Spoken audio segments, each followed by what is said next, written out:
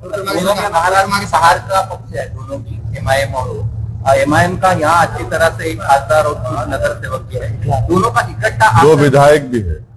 दो विधायक भी, तो इकट्ठा आकर कुछ सोच है आपकी कि महाराष्ट्र में राजनीति का दोनों इकट्ठा एक साथ आकर? नहीं, अभी तक तो ऐसा कोई बात नहीं हुई। सर, अमेरिका दौरे पर आपका क्या? प्रधानमंत्री अमेरिका गए, हम भी चाहते हैं कि भारत और अमेरिका के ताल्लुकात में और अच्छा और मजबूत हो, अच्छे हो, और भारत अमेरिका के ताल्लुकात में बेहतरी के लिए H1 जो हमारे वीजा है स्टूडेंट का वो ज्यादा रुका हुआ है, वो जल्दी हल हो। और वहां पर जो प्रधानमंत्री है, तो अमेरिका के एक एक्स प्रेसिडेंट ने एक टीवी को इंटरव्यू देते हुए कहा, ओबामा ने, कि भारत में अल्पसंख्यक समाज मुसलमानों का जिस तरीके से उनको टारगेट किया जा रहा है वो भारत के हित में नहीं है, इससे भारत को नुकसान होगा।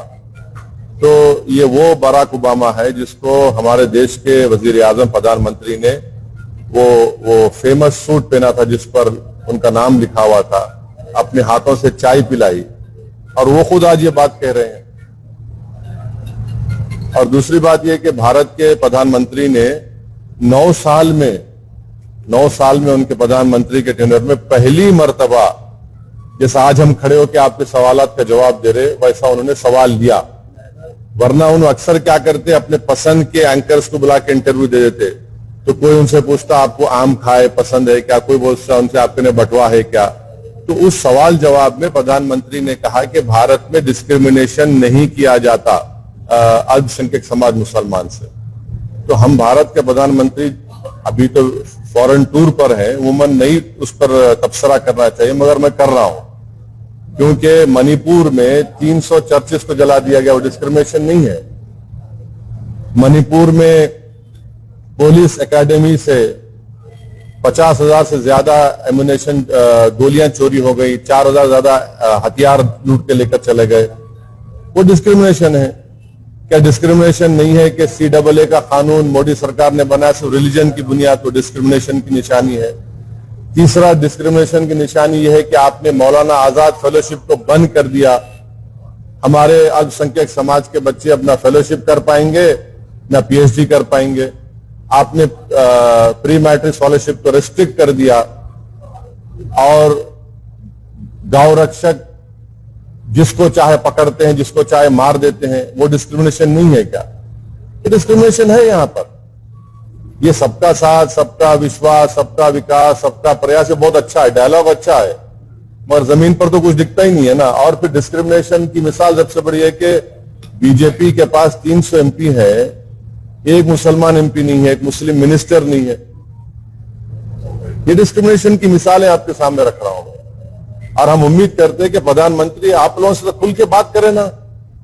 ऐसा एक ओपन प्रेस कॉन्फ्रेंस प्रधानमंत्री कर लें दिल्ली में, एक 50-60 जर्नलिस्ट को बुलाकर, तुमको जो पूछना है पूछो प्यारे, दिल खोल के पूछो, मैं आज जवाब दूंगा। विदेश में जाकर देते, यहां देने, भारत में देने से उनको इतना क्यों पिछड़ जाते हो? जिस तरह सरकारी जांच एजेंसियों की कार्रवाई हो रही है, उस पर क्या कहना है? हो रही जांच, क्या बोल सकते हैं, सब देख रहे हैं। चलिए बस हो गया, बस हो गया। साहब आप बताइए, ये जैसा अभी इम्तियाज सर ने बोला है, बुलाइए मेरे, अब मेरे बाजू खड़े रहे कि इम्तियाज साहब बोले बात से, फिर अब क्या है उसमें? आपकी राय बताइए सर। नहीं, राय क्या है भाई, मेरे पार्टी के MP है। क्यों बुलाया नहीं है? आपके ऊपर विश्वास नहीं है, ऐसा इनका कहना है। मेरे को नहीं मालूम, आप उनसे पूछो। आपको अपेक्षाएं थी उन्होंने बुलाने की? नहीं, मेरे को नहीं मालूम क्यों नहीं बुलाया या बुलाएंगे, मेरे को नहीं मालूम। इम्तियाज साहब जो बात रखे हैं वो बात सीरियस है ना। सर, आपका और महागठबंधन का एक ही मंशा है, मोदी गवर्नमेंट को हराना, तो आप नहीं जाके क्यों नहीं जाके? आप जाके क्यों रुजू नहीं हो सकते? ये दोनों का मंशा तो एक ही है ना, मकसद एक ही है ना।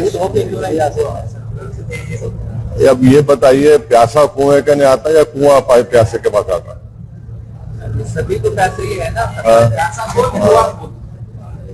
सबसे ज्यादा जब से भाजपा की सरकार बनी है, सबसे ज्यादा अगर किसी को मार्जिनलाइज किया गया, एलिनेट किया गया, सबसे ज्यादा डिस्क्रिमिनेशन किसी से हुआ तो वो दलित, आदिवासी और मुस्लिम समाज को किया गया। तो आप इसको भी तो देखो। आप आज सबसे ज्यादा अगर मॉब लिंचिंग होती है, सबसे ज्यादा अगर किसी के घर तोड़े जाते हैं, झूठे इल्जामात में किसी को उठा दिया जाता है, तो कौन है ये लोग? ये इसी समाज के लोग हैं पूरे। तो इसमें अगर एक आपको बीजेपी को हराने का है तो आपको एक एजेंडा बनाना पड़ेगा। क्या है वो, कैसे आगे बढ़ेंगे आप? सवाल मेरा नहीं है ना, सवाल असदुद्दीन ओवैसी का नहीं है। सवाल ये है कि आप इन चीजों पर गौर करो। आप सर सब अपनी अपनी राय रख रहे हैं, आपकी क्या राय है बीजेपी के बारे? ये आपका क्या है? जो 21 साल से नहीं हरा है वो यहाँ हरा दिया ना औरंगाबाद जनता ने। इससे बड़ा एग्जाम्पल क्या होगा आपको? सर दिन पहले प्रकाश अम्बेडकर जी और औरंगजेब के देखिए, एक बात सुनिए, मैं बाड़ा साहब की बहुत इज्जत करता था और करता रहूंगा। वो गए हैं। अब उसका और सब्सटेंशिएशन बाड़ा साहब खुद कर सकते, वो खुद कर सकते हो, काबिल हैं अपनी बात रखने के लिए। पिछले कुछ दिन से महाराष्ट्र में इसी मुद्दे पर लेकर राजनीति चल रही है। कोल्हापुर या संगमनेर में जो घटना घटी है, अभी ये मुद्दा सामने इलेक्शन के सामने ज्यादा आने देखिए, हमारा बोलना यह है कि आप जो है, जैसा अनलॉफुल एक्टिविटीज प्रिवेंशन एक्ट का शेड्यूल है, उस शेड्यूल में 44 ऑर्गेनाइजेशन बैन है। तो हम इन तमाम लोगों से अपील कर रहे हैं कि भैया आप सत्ता में हैं, आप लोग फोटोज के भी एक लिस्ट बना दो। ये फोटो जो रखेगा उसको जेल को भिजा देंगे यूएपीए में। फोटो की लिस्ट बना दो आप, अच्छा रहता ना। ये फोटो नहीं रखना चाहिए, गोडसे की रख सकते, आपटे की रख सकते, मगर इनकी नहीं रख सकते, या इनके रख सकते। आप एक फोटो की लिस्ट बना दो, अच्छा है ना। लिस्ट बना दो, उसको बोलो जो एक फोटो रखेगा उसको हम यूएपीए में डाल देंगे। क्या बोल सकते?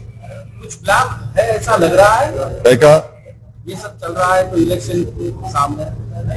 हमारा मानना यह है कि ये सब तमाम चीजें जो हो रही है, हम महाराष्ट्र की पुलिस डिपार्टमेंट से और महाराष्ट्र की ब्यूरोक्रेसी से अपील कर रहे हैं कि आप महाराष्ट्र में लॉ एंड ऑर्डर स्थिति को बिगड़ने से बचाइए। पॉलिटिकल पार्टी सत्ता में आएंगे, चले जाएंगे, मगर लॉ एंड ऑर्डर बरकरार रहना चाहिए। जो डेलिब्रेट तरीके से इस तरह से हरकतें की जा रही हैं वो ठीक नहीं है महाराष्ट्र के लिए। सर तुम्हारे नेता केसीआर बीआरएस में आने के लिए महाराष्ट्र में बीजेपी और कुछ बड़े नेताओं को ऑफर कर रहे हैं। अभी नाम आया है कि पंकजा मुंडे जो बीजेपी सीनियर लीडर है, उनको भी आइए हम आपको मुख्यमंत्री का उम्मीदवार बनाएंगे, ऐसे ऑफर है। पंकजा मुंडे को तो 2 साल पहले इम्तियाज साहब बोले थे, 2 साल पहले बोले थे उनको, वो समझ रहे नहीं उन्होंने। 2 साल पहले इम्तियाज साहब जो है, अब बाज लोग जो है हवा को सूंघ के बोलते बारिश हो रही। इम्तियाज साहब पहले बोल दिए देखो ऐसा होने वाला है। 2 साल पहले इम्तियाज साहब बोले थे उनको। आप खुद कैरी कर रहे थे ना उसको। अब वो उनको सोचना चाहिए। अब कोई भी अपनी पार्टी को आगे बढ़ा सकता है, ये तो उनका डेमोक्रेटिक राइट है। आप भी बुलाएंगे सीएम के उम्मीदवार बोलते उनका नाम? इनको अरे भाई 2 साल पहले इम्तियाज साहब उनको बोल चुके हैं ना। 2 साल से इम्तियाज साहब उनको बोल रहे कि समझो बात को, मिले भी ना आप उनसे एक मरतबा, मिलके भी बात किए। मिलने के बाद कुछ अब वो डिटेल ये बोलेंगे। जो हज के लिए गए हैं उन्हें काफी सारी परेशानी हो रही है, नहीं हुकूमत इसे नजरअंदाज कर रही है। बिल्कुल, हज कमेटी के इंतजाम बहुत बदतरीन हुए हैं। हज कमेटी के इंतजाम सबसे खराब हुए हैं और ऐसा कभी माजी में ऐसा कभी नहीं हुआ है कि हाजी जाकर परेशान है और हाजी की लिफ्ट जिस होटल में या जिस बिल्डिंग में खड़ा गया, लिफ्ट गिर जाती है और दूर दूर खड़ा कर दिया गया। ये बात सबको मालूम कि जितने हाजी भारत से जाते हैं उसमें ज्यादा ज़ईफ बुजुर्ग लोग होते हैं, उनको अब दूर दूर खड़ा कर दिए। और ये जो अगर कोई औरंगाबाद से जाएगा या कोई दूसरे शहर से जाएगा तो उससे आप 70,000 80,000 बढ़ के ले रहे। किस बात के ले रहे आप? क्यों ले रहे आप? आप तो बड़ा बात करें कि वो हम पैसे कम, कहां पैसे कम कर दिया, आप तो ये तो पैसे इजाफा कर दिए उसमें। और जो प्राइवेट हज ऑपरेटर्स है उनको कोर्ट को जाना पड़ा, कोर्ट को जाकर जा रहे हैं वो लोग। तो इस साल बहुत ही गलत इंतजाम हुआ। हम तो इस मोदी सरकार से अपील करते हैं कि इसका जायजा लें, ये क्यों हुआ, ये हज का इंतजाम इतना खराब क्यों हुआ, बराबर प्रूव होनी चाहिए इसके ऊपर।